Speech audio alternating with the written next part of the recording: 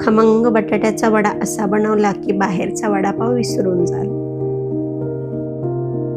1 वाटी बेसन, थोडीशी हळद, चवीपुरतं मीठ, थोडं थोडं पाणी घालून बॅटर तयार करून व्यवस्थित मिक्स करून घ्यायचं. अजिबात आपल्याला गुठळ्या नको आहेत त्याच्यामध्ये. व्यवस्थित चांगलं मिक्स करून घ्या. 1 वाटी बेसनासाठी 1 वाटी पाणी बरोबर वापरलेलं आहे. तुम्ही पाहू शकता असं स्मूथ मिश्रण तयार करून घ्यायचं आहे. कुकरला बटाटे उकडून घेतले, साल काढून घ्यायचे. मॅशरच्या मदतीने चांगले बारीक करून घ्यायचे.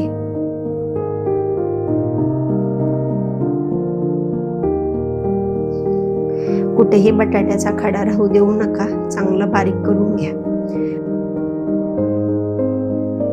फोडणी तयार करून घेऊया. तेल गरम झाले की राई घालायची. राई तडतडली की जिरे घालूया.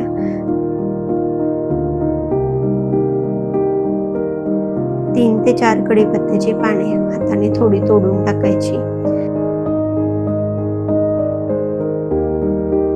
5 ते 6 लवंगी हिरवी मिरची आणि 8-9 लसणाच्या पाकळ्या मी खलबत्त्यामध्ये बारीक करून घेतल्यात, ते घालते. हिंग आणि हळद घालायचे.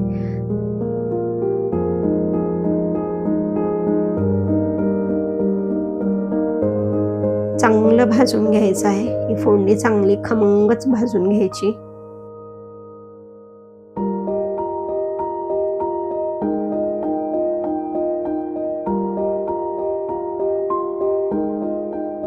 आता बारीक केलेल्या बटाट्यामध्ये फोडणी घालायची.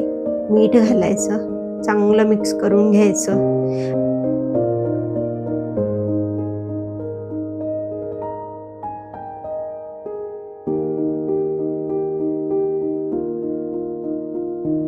आणि नंतर मग बारीक कापून घेतलेली कोथिंबीर अशी वरून घालायची.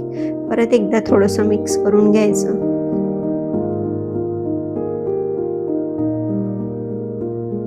आणि छोटे छोटे गोळे बनवून घ्यायचे. पावाची साईज लहान असेल तर गोळा लहान बनवा. पाव मोठा असेल तर गोळा थोडा मोठा बनवा. तेल गरम करायला ठेवलेलं आहे. तोपर्यंत तळण्यासाठी ज्या हिरव्या मिरच्या आपण वापरणार आहोत त्यामध्ये कट मारून घ्यायचा. म्हणजे काय होतं, तळताना त्या अंगावर तेल आपल्या उडत नाही. लसूण आपण तळण्यासाठी वापरणार आहोत, त्यालाही कट मारून घ्या, म्हणजे मग अंगावर तोही उडणार नाही. बेसनाच्या तयार केलेल्या बॅटरमध्ये 2 चमचे मोहन म्हणजेच गरम तेल घालायचं, म्हणजे वडे चांगले होतात. आपण सोड्याचा अजिबात वापर केलेला नाही. तुम्ही मोहन घातलं तर सोड्याची गरजही लागत नाही. चटणीसाठी थोडे क्रम्स तळून काढूया. चांगले रंग बदलेपर्यंत तळून घ्यायचे. क्रम्स मऊ असतील तर चटणी आपली खमंग लागणार नाही, शिवाय थोडी ओलसर वाटेल. म्हणून क्रम्स आपले चांगले कुरकुरीत तळून घेणं गरजेचं आहे. चटणीसाठी लागणारा लसूण आता तळून घेतलाय.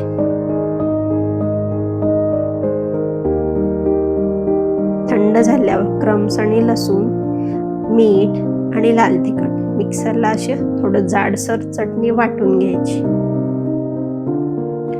बटाट्याचे केलेले गोल गोल गोळे मध्ये थोडासा दाब देऊन चपटे करून घ्यायचे.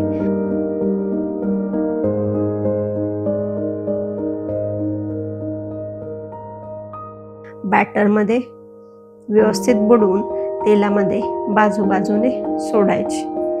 एका वेळेस बरोबर 4 वडे इथे बसले आहेत. तेल चांगलं गरम असलं पाहिजे. वडा सोडला की गॅस बारीक करायचा. लगेचच उलटण्याची घाई करायची नाही.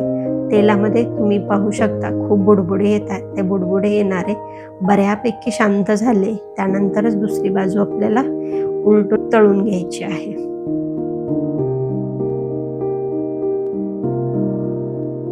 चांगले तळले गेले आहेत. परफेक्ट कलर आलेला आहे आणि कसे गोल छान दिसतात बघा. चटणीही तुम्ही पाहू शकता आपल्याला पाहिजे तशीच खमंग झालेली आहे. सगळे वडे मी इथे तळून घेतलेले आहेत. हिरवी मिरची तळून घ्यायची, त्याच्यावरती थोडंसं मीठ घालायचं. मऊ पाव खमंग बटाट्याचा वडा, तिखट लसूण चटणी आणि वरून अशी ही तळलेली हिरवी मिरची. बघा तयार आहे. येताय का वडापाव खायला? भेटूया लवकरच. तोपर्यंत काळजी घ्या. घरच्यांसोबत स्वतःची.